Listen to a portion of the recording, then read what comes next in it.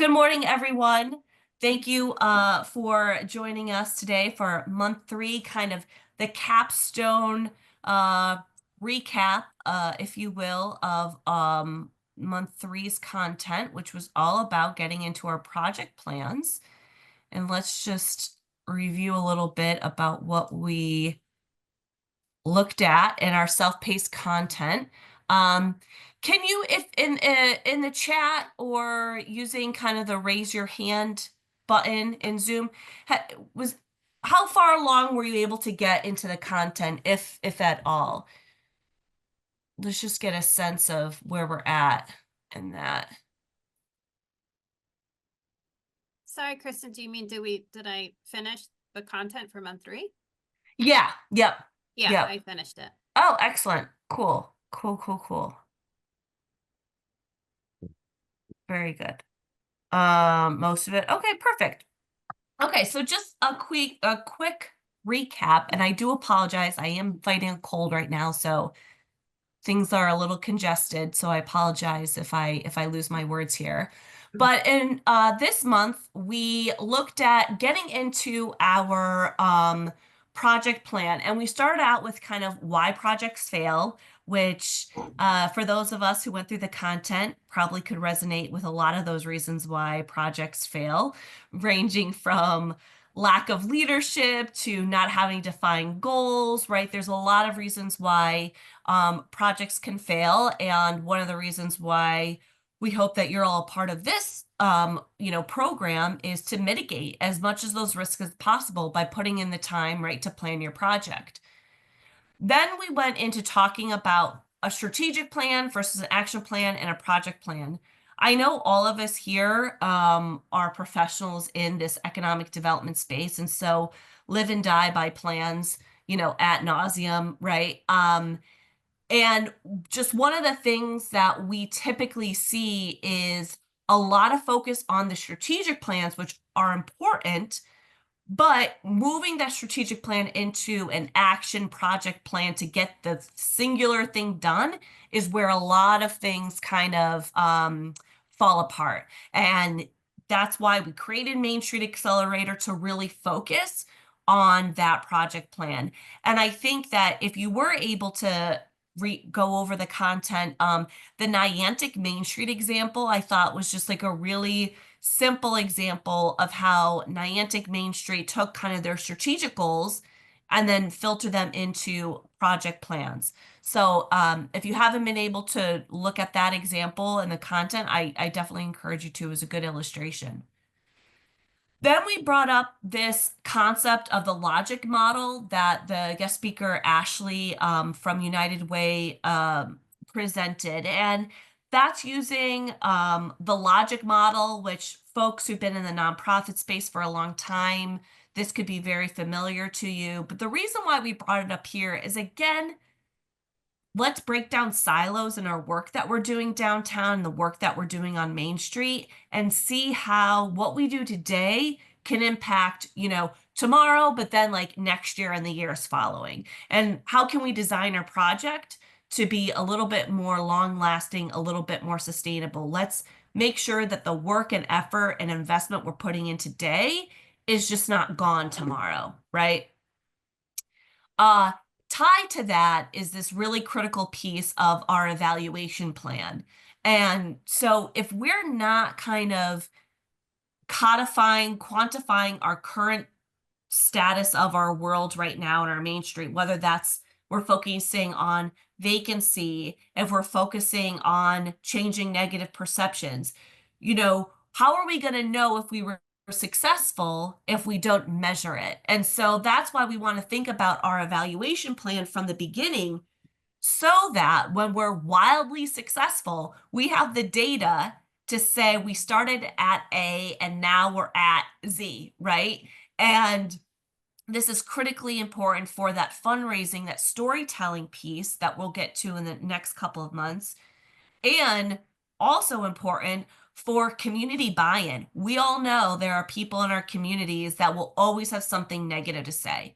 Always, I wish it was this, I wish it was that, right?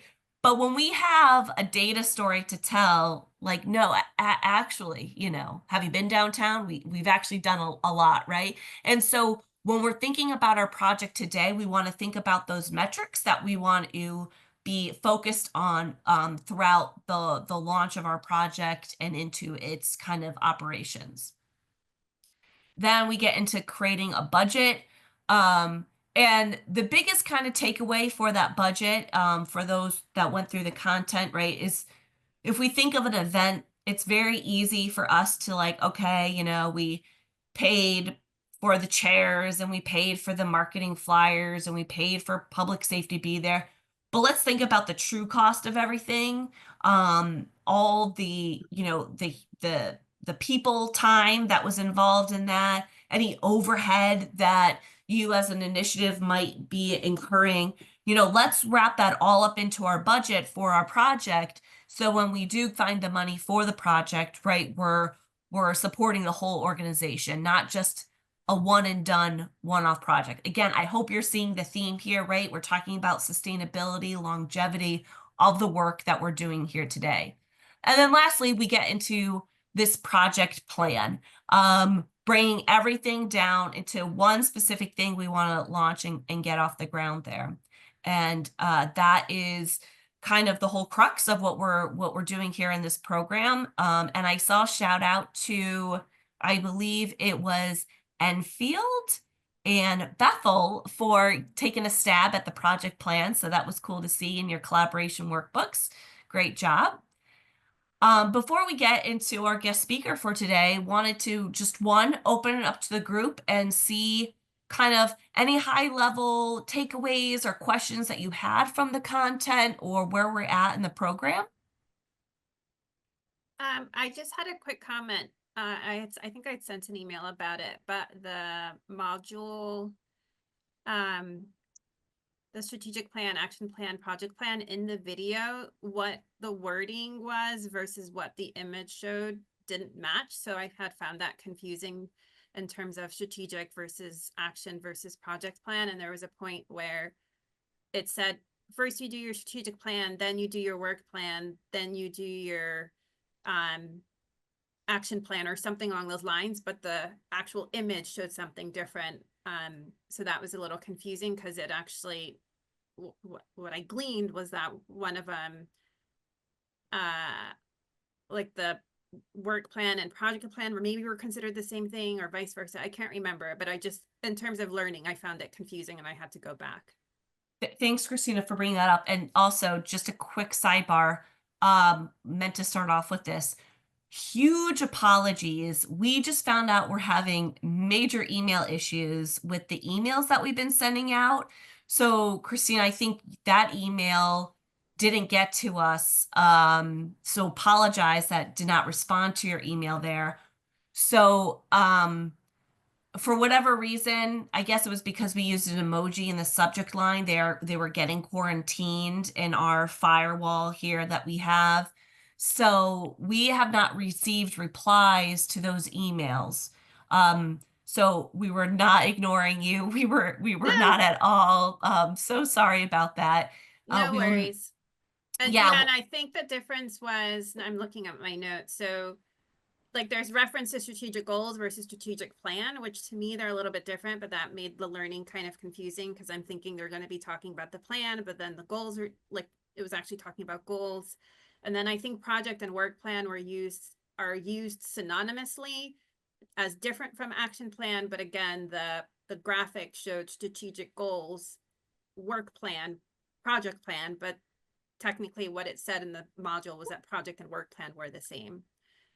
Okay, apologies for that. Yeah, I think so. I'll just kind of summarize the strategic plan, which I understand kind of the thought process of strategic plan versus strategic goals. Um, I think that one of the things is that for some of our projects, some of the work that we're doing, again, getting too lost in like, a 20-page strategic plan document where let's set up like some strategic goals where we want to go. So I can see the difference, but I guess strategic plan light, so starting out that strategic thinking moving down then into like a year-long work plan of how we're implementing that strategic plan or how we're implementing strategies, activities to meet those strategic goals. And then kind of the last layer is that work plan is made up of a series of projects. And so the last layer being um, the plan to implement that specific project, which I think was also interchanged with action plan. But I can see how that's Yeah, confusing. it's just So again what obviously as you said, like we've come from this understanding what strategic plans are and action plans and project plans, but then the way the information was presented, it just wasn't clear to me. Like I could kind of figure it out, but if you're especially learning it for the first time, the interchange of the words and what the knowledge you're gotcha. coming in with was kind of confusing, and then wanting to do the content or the homework like related to that, I just found it confusing because I'm trying to fit into the mold of what the lesson was versus what my existing knowledge is. But then the conflict of the language was confusing, and so for me, having a statement that said, like, first of all, I think strategic goals and a plan are very different. Like you have a goal, a plan is how you get to that goal. So I think what it was really is like we're talking about the strategic goals. And then an action plan, I mean, I wrote my own little thing to not confuse myself, was like, what you develop to reach those goals, and then the project/work plan I put on there was developed to break down the action plan into tasks that are assigned and tracked, et cetera, et cetera. But overall, long story short, I feel like that specific module could be improved in terms of clarity. Thanks for that feedback. Definitely thank you. Anything else from this month's content? Lauren? Yeah, I think it's Oh, agreeing with much of what Christina said, but just to say it from a slightly different perspective. Like I went through a master's program in nonprofit management, and this 1 month module was like 2 semesters of work. So I'm like tremendously appreciative that we have access to all of this help, like tremendously helpful information. Like just like last month with the sustainable development, that was a whole other like sub track of the master's program I went through. And I think it's just really settling in, like we should be doing, and this is like maybe stating the obvious, but these sessions are kind of best done together, if that makes sense, as our project teams, like as we're working through like what is the strategic goal, what's the project level, and then breaking that down into like tactical tasks and actions and budget items. I think it's just it's great to have access to all of this information, and it's like a lot of just so what I think I'm like inarticulately saying is like I feel like I needed a break between each of the videos to really process and put the pieces together. And we're all going to meet as a team and do all of that. But I think now I'm reflecting, like as we go through the modules, it would be helpful to like do a video, stop. What does that mean for our project? Rather than kind of like blow through all of it and then have to find my way back to, building all the thoughts together, if that makes sense. Yeah. thank you, Lauren. Yeah. Thank you for that feedback. Thanks. I just have Peter. just one quick kind of personal reflection is that, originally I was attacking this or approaching this as if something physical needed to be done. And the deeper I get into it, and we're really more focused on changing perception. It's the deeper I get into it, the more I wrap my head around it. It seems like it's more emotional, that the emotional part needs to be addressed almost first. Like when I was talking to Aaron, I was saying, like Apple, they sell computers, but they really don't sell computers. They sell something else attractive that makes somebody want part of that. And then I also brought up a book I read years ago called Join Me. It was written by this guy, Danny Wallace. He's from England. And he basically started an entire movement by just taking a little ad and basically just said, join me. And all of a sudden, he was getting people joining him, and they had no idea what they were joining or why they were joining. But it was a totally emotional response, and he had to, on the fly, come up with a reason why they were joining, and it became this like international movement, which created its own reason for being, out of whole cloth. So I'm thinking for our purposes, our actual end result might be having to shift or create an emotional response to this area that is our main focus, which for me is kind of an interesting. And how to get to it, I don't know, but I have ideas. But of course, we've got to collaborate to go through that process. Love that, Peter. That's really great. And I just want to, underscore that pride of place, having a sense of place and a sense of belonging is really kind of that like critical component that, when you crack that nut, kind of a lot of really amazing things can happen. Yeah, and it goes right through from police wanting to keep a certain element in this particular area so it's easier to manage, to just opinions about how it's always been. So how do you do Yeah, that mind shift? right. It's an interesting process. For sure. Michael, thanks, Peter. Thanks. I had not only tried to email you guys, I tried to do a post on the forum, and that did not work for me either. So not sure if anyone else has had that problem. It seemed like it accepted it. Nothing showed up. I tried to put it through again. It said you already made the same post. So Okay. not sure what's going on there. But the question I had for you guys was, do we have some examples from last year's cohort of kind of their overall um, planning? I know that like there was a one-page plan and the resources from Niantic, but just kind of like the overall, this was their main goal. These were the kind of steps they wanted to take. So as we're making our plans, we kind of can reflect on what they did, and maybe if you have some information of what worked, what didn't work, is that something you could share with us? Yeah, I think that we can definitely share something. I will say, let me think on that of how I want to best share that, but we can definitely share it. Great. I'm also wondering too, this is kind of a good segue. Next month, we're thinking about maybe we did a little bit more of like a deep dive on like each other's project plans and like shared them out and kind of did some peer mentoring, some peer learning of how we can improve each other's plans or just get feedback on them. So I think that will also help. And we can also maybe look at some of the project plans from last year. And I will say that the project plans from last year definitely weren't like, um, like the pristine example, from down on high, but maybe we can also look at that. And since they won't be in the room, we can fix it for them. Maybe we'll do a little case study on that as well. But sorry about Okay. that, Michael. We'll look into that forum issue. And again, apologize for the email stuff. Yeah, not Okay. good. Thanks. Thanks. Cool. So, would you guys like to have like 10 minutes of meeting with your groups to touch base before we jump into our guest speaker? Or are we ready to dive into our speaker today? Would we be able to do that in breakout rooms?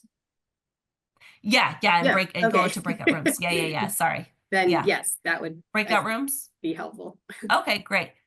So, Savannah will let that go. We'll have like 10 minutes just to kind of touch base with our groups. And we'll reconvene here. Pierre, I hope that was a good time to reconnect with your group. Talk about next steps. We're gonna just jump right in to our guest speaker today, Kelvin Ayala, coming from Bridgeport, also board member of Connecticut Main Street Center. Super happy for him to be with us this morning, sharing his experience and wisdom with the group. And so, Kelvin, I'm just gonna hand it off to you. All right, thank you, Kristen. Hope all is well. Can everyone hear me okay? Yes. Everyone hear me great? Good to be here. Good to see this accelerated cohort moving through. You're kind of at the midway point. Um, I'm going to try to be clean, swift. There's so many points I want to hit with everyone. It's good to see my Bridgeport peoples in the house. Good to see Lauren, Katie, Jonathan, Christina, Tanner. Good to see you guys. Looking forward to getting to know everyone else a little bit better, but I'm familiar with kind of some of your goals and objectives in Bethel, East Hartford, and Enfield on what you're trying to do. So I'm gonna jump right into sharing my screen. I want to go through a presentation, but I'm not going to bore you with presentation. This is more about creating dialogue. So this is an open conversation as I want to hit on specific topics regarding downtowns, revitalization, our commercial corridors, and how we really need to tie a lot of the work that you guys are talking about, specifically regarding action planning. We like Christina was talking about, right? It can get confusing and muddled between strategic plans and action plans, work plans, et cetera, et cetera. What I will say is that this cohort it's a little bit different from last year's cohort, where a lot of you are actual practitioners in the work, or many of you are actually in city government. So with that said, just a show of hands, who's in city government?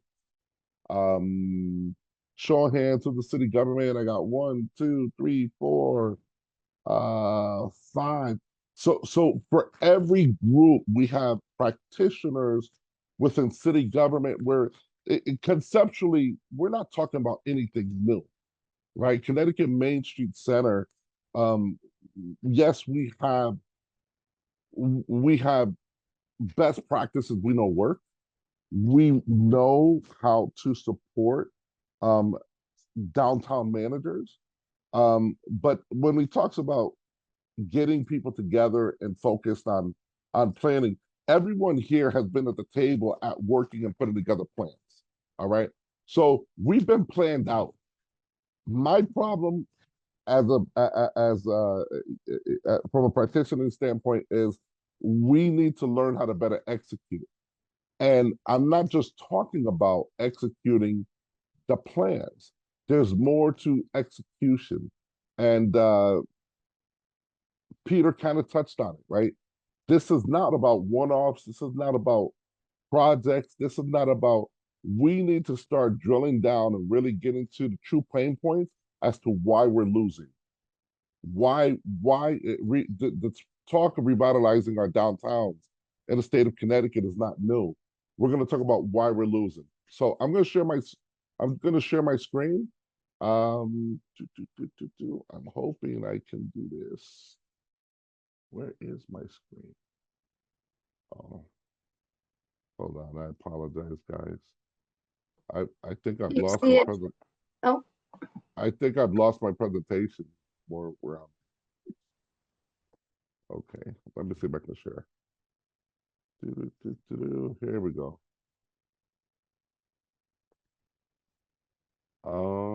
Can you guys see my screen? How are we looking, guys? Yep, there Can it is. everyone see Yep. my screen? Yep. Yes. All right, I got two. I got multiple screens going. I'm trying to see you guys too. There we go. All right, I see everyone. All right, let's go. Let's just jump right in. So I'm not going to bore you guys to death. Just really quick about me. I have an economic development consultant firm out of the city of Bridgeport. We do regional planning, scoping, feasibility studies, and a lot of work throughout the region. We tend to focus on 3 building blocks, which is community development, business and workforce development, and small scale real estate development.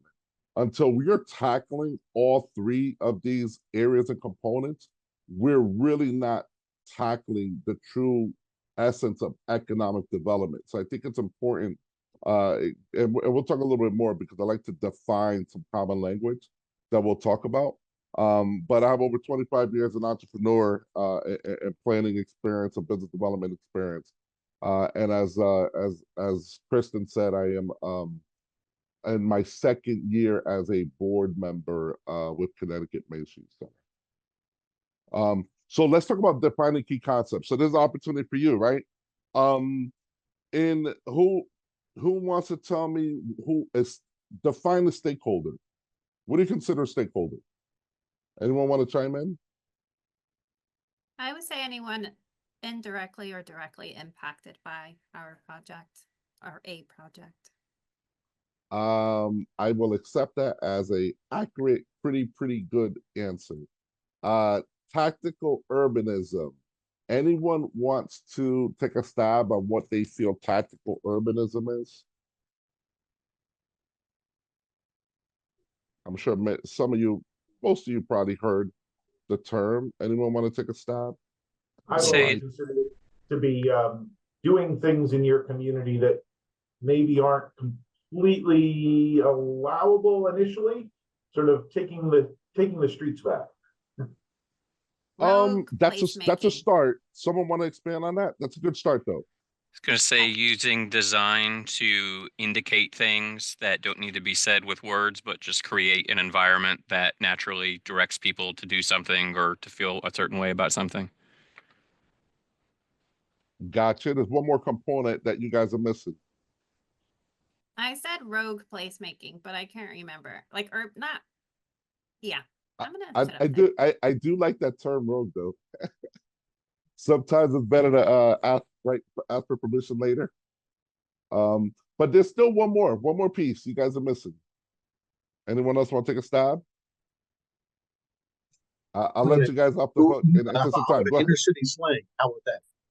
Give me that one more time, Peter. How about inner city slang? Something I don't understand yet. Yeah, so cheap, economical, tactical urbanism is all about what's the number one thing we hear from government, right? And you guys, a lot of you guys here are coming from government. We don't have the money to do it. So tactical urbanism bridges that gap because it's cheap, or quick way. And I'm gonna jump to my next slide because I'm actually defining them because I said I had a cool way to just define economic development. Because I think a lot of times when we think of economic development, everyone's thinking about, okay, they're putting new housing over here or a business open. We just cut a ribbon. Those are economic development activities, but don't confuse the activities within economic development as economic development. Economic development is the creation of wealth from which the community benefits are going to be realized. So as you build out your neighborhood, as you build out your downtown, as you build out the communities, what you're doing is creating wealth by bringing jobs into the community, bringing amenities, small business. Your screen. Yep. Yeah, will you see my screen? Yeah, so we were just tying those up. And you guys did a good job on defining stakeholders, right, Christina's, any individual entity that's impacted directly or indirectly by decision making. And then the tactical urbanism part, I just wanted to, it's short term, it's low cost, and it's scalable. But they could lead to policy changes and potential long-term change. And that's what we try to get out of. So as you guys look at projects to do, and I'm gonna show you a sample later on, as you guys look at projects to do, you want it to be catalytic in terms of it's driving something or a potential goal, along the line of the goals of what you're trying to accomplish within your downtown or commercial district. But let's talk about our pain points, right? Let's talk about, everyone, we said we want to fall in love with our downtowns again, right? I think fundamentally, we want to fall in love with our downtowns again. We've worked hard to create vibrancy. Everyone is working together right now. Everyone's got activities going on within their downtown, within their art districts. We're trying to reach out and get more of the creative arts economy involved. We want to support our small business growth. We want to provide amenities for the job sector. that are in or around our downtown, so they can, employees can come back into our downtown to spend money after work, etc. So there is activity going on, but what is our pain points? So I have a couple of bullet points here, but I want to hear from you all. What have been your pain points to this point that brings you to this accelerator as to why you feel your downtown, your town center has not taken off to where you feel envisioning where you want it to go. So I want to hear from everyone here. What do you think your pain points are? Anyone want to kick us off? I will say, I think there's, personally, I think there's kind of a lack of creativity, actually, is maybe one of our issues. But then in terms of also, is our first floor kind of spaces, they're too broken up. So for example, we have all the legal buildings, and so that removes like a couple of blocks of places where people can kind of walk. And so even if we had all the money and all the vision, like even if we had all the money and the person to lead it, I'm not sure even if you filled all of the spaces, it would create that. Got you. So we're fragmented. And Christina, specifically speaking, with Bridgeport's downtown, which is kind of small, but it is fragmented, and that's what we call the built form. There's certain things you can't get out of. There's physical constraints, physical barriers. Bridgeport's an older legacy city, so it's just the width of the streets, the what we have, and there were decisions that were made before that's contributed to why we have these gaps. Anyone else want to chime in as to why they feel their town center downtown is not taking off? Again, what are your pain points? What are the challenges? What barriers and obstacles you just did not imagine would be this big of a problem to get over? I'll go. Some of the things that I think are our pain points here in the city, downtown Bridgeport, is definitely one, as you've written here in your pain point notes. Whose vision? Is it the community's vision? Is it government's vision? It's nothing that's collectively done together. There's a lot of empty properties here. Rents are high for downtown small businesses to come in to start. So it's hard for them to come in and to continue with growth for sustainability. Parking is definitely a big one. We have parking meters downtown, so we want businesses to get business downtown with customers, but the challenges are meters. We know we need that because that gives good revenue for us. We have businesses, as Christina said, they're so segmented, where we have legal is here, but then we have an office building here, but then we have a restaurant in the middle, but it doesn't open up until 6, 7 o'clock at night. But what happens to all these people that need lunch during the day from like 11 to 2? So we're so limited there. It is pulled apart. We got a lot of hairdressing places, but no one works together and is divided there as well. You're right, we are a legacy city. We could be more vibrant. Our nightlife is coming around right now because at night we have our karaoke bar downtown. We have the Gathering, we have the Stress Factory, we have Bank Street Sports, we have in the city, we have Grill 2. They're coming around, but what happens during the day to those vendors that's not getting the traction? So I feel like it's a lot of things that we're missing. And yeah, we are that urban city, but we don't come together and we don't have like an alliance together for our small business owners, as well as for them to know that here at the city, we want to work with them to grow them. And I guess this is the step of how we help them to revitalize downtown and to get better. So I guess that's why we're here at this table right now. Yeah, those are great points. Thank you for that, Katie. Anyone else want to chime in on their neck of the woods? I'll just jump in. So our situation is kind of unique. It's like somebody came in with a bulldozer and took out the downtown, and then left a few buildings here and there. So in one way, we've got a clean slate to create a downtown. There used to be a downtown from the 1850s to the 1970s, but that went away with urban renewal. So the first half of the urban renewal was taken care of, which is the destruction. the construction never really came back. And even though there were, I think, kind of misplanning as far as what the area could sustain. So the beauty of it is we've got a blank slate to create a downtown. And we've got some of the players involved in helping us create and manifest that vision. So it's kind of a good and a bad situation. The good is it can be created and is in the process of being created. The bad is that we don't have the buildings there yet to So accelerate you need to draw investment that. at some point. Yeah. You guys have to draw in investments, That's right. but investors are going to see value once Right. they see the town has resources in place, has a plan or a vision. Yeah, and And if then the there's one investment. challenge there, it might be in convincing the town government to be more amenable to bringing those businesses in, understanding that you need to be a bit more flexible in kind of fomenting that. And I'm not sure how that happens, but not be as restrictive, but be more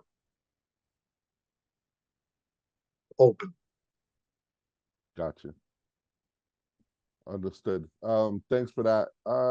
Anyone else want to share pain points? Pain points. What's driving you batty in doing this work? What's just triggering you and you're like, man, this should be easier, or we just had 500 people downtown last Saturday, now it's a ghost town. What's what are the pain points, challenges are you guys finding specific, very specific? I'll jump in there a little bit. I think our biggest challenge right now is the community doesn't want change and they don't want more housing downtown. But the reality is that our community members aren't the ones that are purchasing from our downtown businesses. It's really our surrounding towns that come into our downtown. If there's, if the community hears a business is closing, then they'll come out, support it for 1 or 2 weeks, but that consistency is not there. So we desperately need people downtown to support those businesses, but the community is against housing in downtown. Gotcha. And you've seen that play out in zoning meetings like that. Has there been proposals Yeah. for additional housing and that Well, kind of we did a TOD plan in 2016, which was supported in 2020 through the Plan of Conservation and Development, but Planning and Zoning now is talking about getting rid of the TOD, which would create mixed use, which we need more commercial development downtown, but we also need more residential development. But they see housing happening in other areas of town in 830G, and they kind of lump it all together instead of looking at the benefits that TOD has provided for downtown. Is there room for adaptive reuse of some of your older buildings in your downtown? Yeah, there's definitely refill. convert. Yeah, there's infill development that we could have, and we have industrial property that's either vacant or not utilized, and that's really where we focused on this mixed use development, and that's the area that they want to get rid of, and it's around our train station.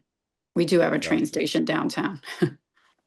Yeah, and TOD planning is a big, that's where the governor has been doubling down on improving our downtown economies. Has been around TOD, around the 62 train stations around the state, and that's a big emphasis. A lot of you probably are familiar with the new agency MRDA, and that's really their biggest charge is regional planning around our TOD.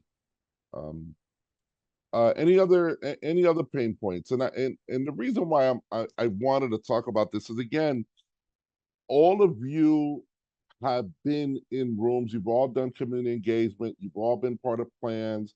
You guys have, some of you run or work within your own organizations and nonprofits, and then a lot of you guys are practitioners working in city government. So you guys see it from a different lens. And it's like Katie said, right? When we talk about whose vision, whose plan, you know, we have plans of conservation and development. Many towns have downtown revitalization plans or have done some sort of downtown revitalization plan in the last 20 years, but they're just plans that kind of sit around. Who's responsible for going back and pulling from these plans? Who's measuring? So, where are the KPIs on anything that's been strategically done from any of this planning? So that's where I kind of get a little frustrated, is that we have to find ways to mobilize the ecosystem of downtown revitalization people that have this commonality, that want to get involved. You need volunteers, otherwise you burn out in this work. But by the same token, we have to be very practical in our ask of volunteers in downtown revitalization work. Is volunteers typically, they want to get involved because they want to do something. So you got to be careful on having volunteers come around and sit around meetings, or planning meetings, or charrettes and that kind of stuff, where nothing really is happening. In other words, it's more impactful to come to your downtown and do a cleanup day, or do some kind of, I don't know, a painting party, paint a crosswalk, paint a mural by number. But I mean, when you have an ask for your volunteers, make sure that you've already fleshed out what you want them to do. The engagement part is part of it, right? Where you ask people to come to the table and plan, but understand, if you are being paid a salary, the volunteer is there because they want to be there. So understand that, right? We want to get on the same level and the same page on a vision and a plan. But for the volunteer, they're coming because they care about their town or the city, and they'd love to see something happen. And a lot of you are in a position where, well, I work for city government, and I kind of need to make something happen. I need to be there, but you're being paid to be there. So there's different levels of understanding where you want to be. Volunteers are critical and essential in making things happen and pulling things happen. But we have to be very strategic and putting volunteers in the best position to win. And the best position to win is putting them to action.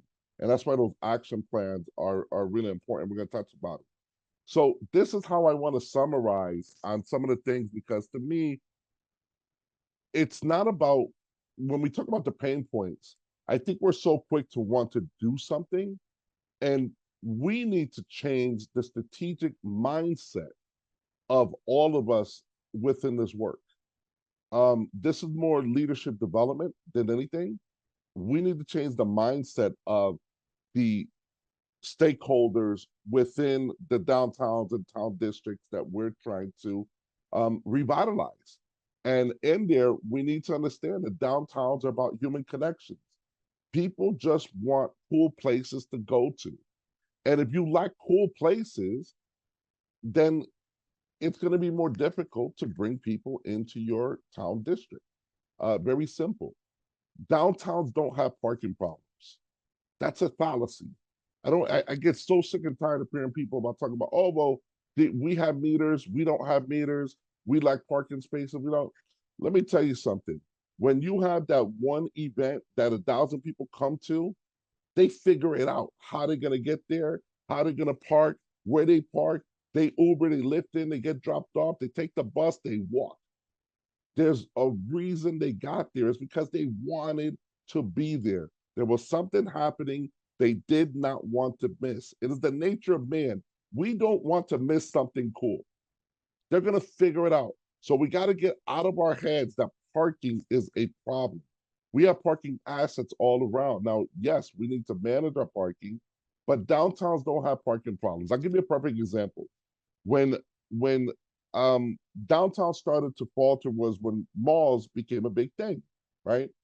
We would go literally to the mall, go into that massive parking lot, park, walk from wherever you park your car, I don't know, damn near a half mile to get to the entrance door of the mall, to then walk a mile around the mall looking at stores going in circles like a gerbil. I say that to say this. we don't have a parking problem. Using that metric, when we get to the mall, we don't mind parking anywhere in that parking lot because the mall was the destination. We have to make our downtowns and our town districts the destination. In other words, if I wanted to go to ABC restaurant and I couldn't find a parking spot directly in front or right down the street, I should be fine parking 2 blocks away because the destination was to come downtown. So we have to change the mindset that the downtown core is our destination. And if we get that across people's heads, we don't have a parking problem. There is a reason why New York City has a lot of walking traffic, right? You go to New York and you see a lot of people walking. You know why? They're not allowed to park. They can't park on the street. They have to find a parking space. So it's very equitable from that standpoint. If they got to park 5 blocks away and now everyone's walking. So we don't have parking problems with our downtown. We need to shift that mindset. Downtowns must become the attraction. Until our downtowns are unique and we push it as an overall attraction, not one place, not the one cool restaurant, not the one cool, we got a comedy club downtown Bridgeport, that's cool. It's not the train station itself, is the entire downtown has to be the attraction. Downtowns are collaborative, right? We need to find ways where our business owners are working together to promote the downtown with commonality, right? Common themes. If you have the businesses that are open 6 p.m. till later in the evening, they should be working together. The businesses that are open up breakfast, lunchtime, they can find ways to open together. For town management or downtown managers like a Lauren with the DSSD, you guys have to find collaborative ways to create these pathways for the downtown businesses to collaborate. We need to bring city government into the mix and say, hey, city government, what funding are you bringing to the table to help us meet A, B, C, D, and goals? It has to be a full ecosystem collaborative to make and jumpstart our downtown. And what we have is not that everyone's working in silos, but we're too happy to celebrate the one win we had, which is typically a one-off event. We have to find ways to stitch these together. So you guys are like quilters. We have to stitch our events together so that they have meaningful snowball chains down the road. And that's how we get to the mindset. That's how we get to instilling the civic pride and the enjoyment of saying, hey, this is my town, this is my district, this is our downtown. We need to get back to those things. So this is about how do we create that shift. The downtowns are investments.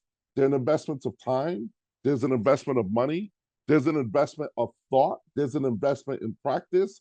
For the volunteers that collaborate with your organizations, they're investing their time and energy. A lot of times, what do they get out of it? They want to learn. They want to learn from you how they can duplicate these things, how they can get more involved. So we have to look at our downtowns and investments with significant ROI. And it's just not the return on investment, but it's the return on involvement. It's the return on involvement of those volunteers that are taking time out of their busy schedule to be part of it. And we got to get back to the downtowns are our social centers of commerce. That bump in chat that we have to create these third places. We have to create these cool spaces that people just it's the plaza, it's the town green, it's the little coffee shop exterior.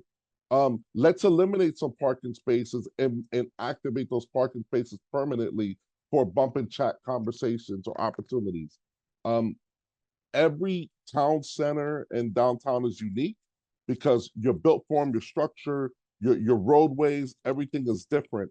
But you're gonna have to look at, get a map of your downtown and carve that thing up and say, you know what, we need some green space here. This is great for art. This is great for walking. Hey, we know we're really fragmented in this part, so let's focus here. And maybe this part where we're fragmented, how do we get the arts community to bridge that gap?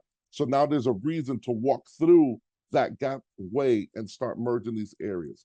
So we need to really reset our minds and our energy, because the actions and the planning that you're doing and the events that you're doing are just a part of it. I go back to my definition of economic development. Cool, new business opened up. Cool, we got new bus stations or new buses. Cool, we drop bike lanes. Cool, we build new housing. That's all economic development activity. We need to learn the art of value capture. We have to understand how to capture the value of all this activity that you guys are doing, all this brain power that you guys are expelling onto paper, into action. When that event is done, what are the takeaways? How can I use that to merge it into the next thing I need to get done, so that it's consistently always sparking more activity and action, and it activates other people to want to get involved. And that's where we need to really start looking at, is how do we capture value within our projects in our downtown areas? And then what happens when you capture value, right? Once it's in a bucket, I'm going to stop my share real quick, just because I want to see everybody. Here I am. Oh my God. Sorry about that. How do we now, once you capture value, what's the point of capturing value? If we're saying economic development is the creation of wealth and value, and you capture it in this bucket, we now have to manage and push that value out into the neighborhood, into the downtown core, into you have to share those benefits. And this is where we fail. You guys are doing the work. You're creating plans. You're having a band come to your town green. You're having a sidewalk sale. You're having a pop-up, with artists and creatives and all kinds of stuff. But we're not capturing the value, and we're not redistributing that wealth back into our downtown, so that we can now capitalize on that. And that's where I feel that we're failing throughout the state in revitalizing our downtowns. Is think about transit infrastructure, right? You put transit infrastructure in, whether it's sewer, water, electrical grids. We upgrade this. You upgrade. We're upgrading our transit lines, our train stations, our bus stations. Once you put in all this infrastructure, it's to capitalize on it. You got to pounce on it. And we need to pounce on the activities that we're doing in our downtown. We need to pounce on the business owners that are taking the risk and opening up businesses. We need to pounce on the greenways that are available. We need to pounce on all the different unique aspects, historical, architectural, the art, the businesses, the people, the diversity, the cultural identity. We need to really, everyone should be creating a matrix of all these different unique qualifiers within your downtown, and figure out how we're going to get value out of it. Think about it, making a smoothie. You drop an orange in there, you want to get a bunch of that orange juice out. You drop in the pineapple, you drop in, I don't do kale, but people put in kale. You want to make this big protein smoothie, and some stuff tastes good and some stuff doesn't taste good. But the culmination of it all brings you something that's healthy for everyone to enjoy. We need to figure those things out. And that's my challenge to each of the towns in this cohort, is you need to go back to your group and really digest, hey, what have we done that's been working? It's great, but why are we not capturing? What are we missing? Who are we not engaging? And how do we use all these things, lessons learned, to start changing the mindset? Because it is, at the end of the day, getting your residents and people who work in your towns to have pride in the town that they live, work, and play, right? So when we get to that civic pride, when we get to people that now volunteers want to come out, people feel better about what's happening, business owners get reinvigorated, that they see you as practitioners are bringing new resources to the table, they get excited, that lights a fire underneath their butt. And it goes on and on and on. But I find that too often we get satisfied because something went well, and we don't realize that we need to continually follow that up. And that's why the action planning, right? Your strategic plan is one thing, but that's why you need a series of actions to catalyze the whole thing. But as a group, right, it can't just be one entity, right? If you have the downtown service district or a downtown manager, the downtown manager knows that they need the support of the town itself. They need the support of agencies within the town government. They need support of the small business community. They need the input of the residents that are living in that downtown. But everyone has to play a part in the ecosystem. Everyone here in this accelerator cohort, you guys are facilitators. And you got to find ways to direct energy. You're capturing energy and you're redistributing that energy. Otherwise, the energy is lost at the end of your event. Once you clean up, you got rid of the police horses and you clean up the mess, and the band picked up their instruments or whatever. If you didn't find a way to capitalize on that event, then it's no different than private industry just coming in trying to sell tickets to the event and make a profit and walk off. All right. So my message to everyone here is we need to change the mindset of how we look at our downtowns, our commercial corridors, our town districts, and use that mind shift to manage or oversee your projects. But the goal is we need to change the mindset of the people that are experiencing our downtowns. Because right now, all of you have heard, why don't go downtown? Because there's nothing there. There's probably nothing more offensive than to hear, well, there's nothing there, but there's thousands of people working in your downtown. There's 50, 60, 100 plus businesses in your downtown. So what defines there's nothing there? And what defines that there's nothing there is that they have not connected with anything that's going on, whether that's lack of communication, lack of messaging, lack of vision plan, lack of wayfinding, signage, etc. But as you pull all these things together, you will slowly change those constructs. But all of you have to believe. And from my experience in this work, working on downtown revitalization all up and down the East Coast, the successes happen working with people who believe it. And too many, and I'm speaking directly to this group because we have a lot of practitioners here. A lot of you guys are actually working for the town and municipality, and you're overwhelmed with your targets and what you're doing within the work.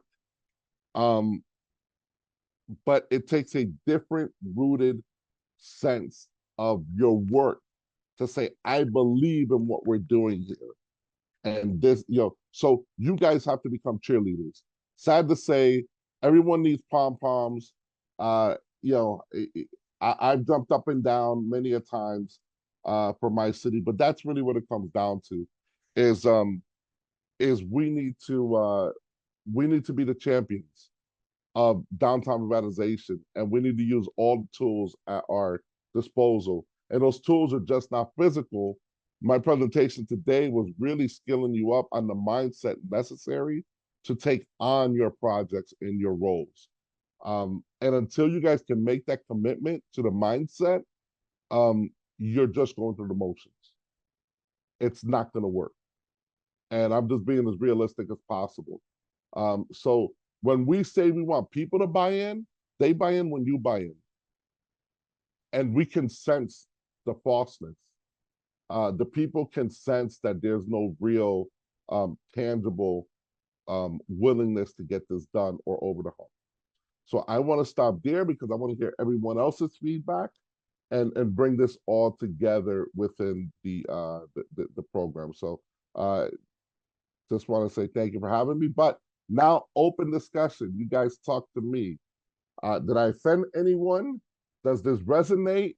Does this change your perception, your thought, your behavior? And how does this impact your project as you guys continue to move forward, meeting with your teams?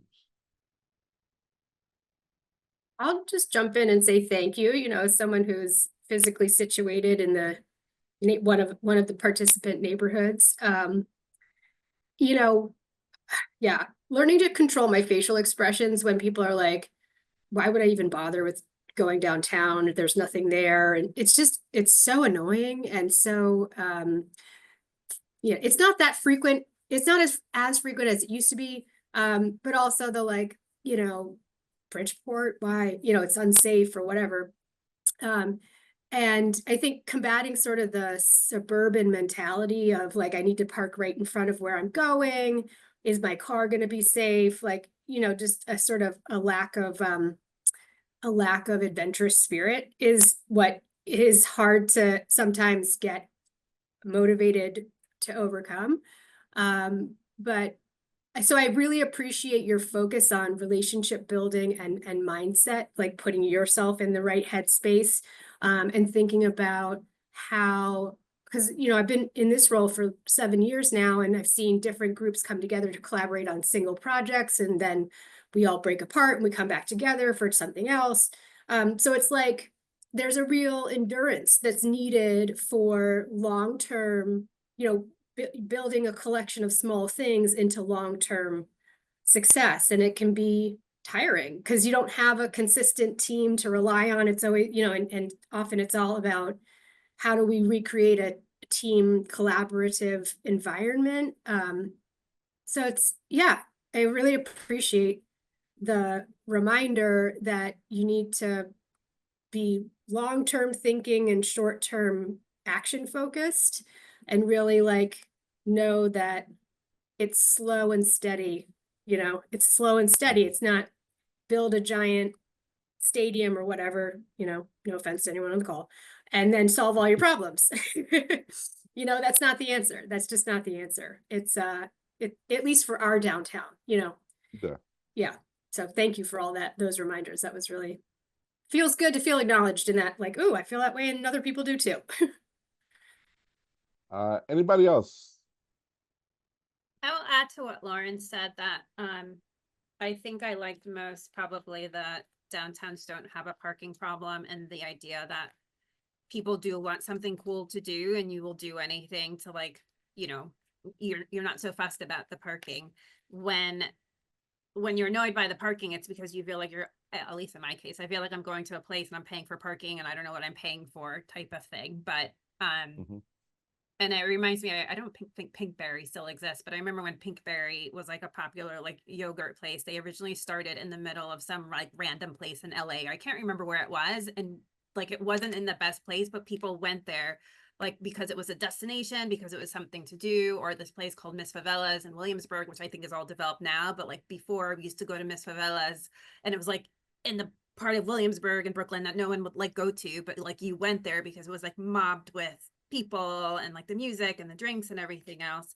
So I really like that. But again, to echo Lauren's thing, yes, we want that continuity of people, but I know from a groundwork perspective, I know I always want to be involved in everything, but then reality hits and I was like, oh, I have no money paying. I said this to you, Kelvin, already, but there's literally no money paying for my time to attend this specific meeting right now, right? The Connecticut Main Street Accelerator. I'm essentially quote unquote volunteering, and then I get stressed out with like all the other work that I have to do. And so it's not a lack of interest, but you know, we don't have the luxury, for example, of DSSD or the city where, you know, taxpayer dollars are paying for like the basis of keeping the organization going. I'm just trying to piecemeal and play the Twister game to get our rent paid, type of thing.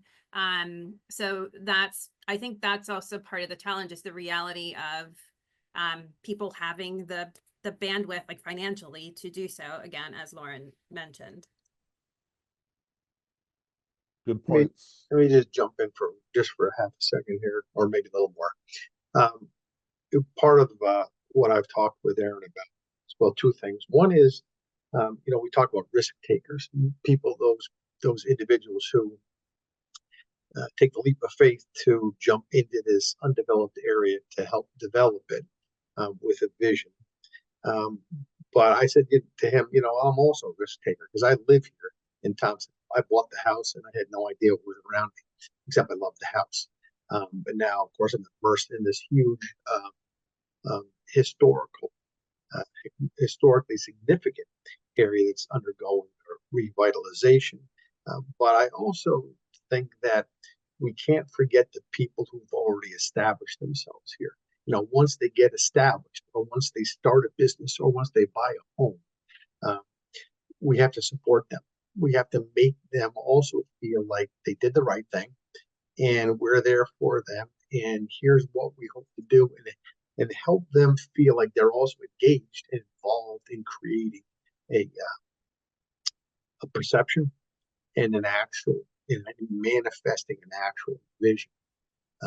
So I think the whole mindset stretches is a continuum. I mean, it's just not a single aspect of it. There's multiple aspects, and you have to keep each of those fed so that they're strong and healthy. And they can continue to help build that perception or that concept of what an area is and what it can be.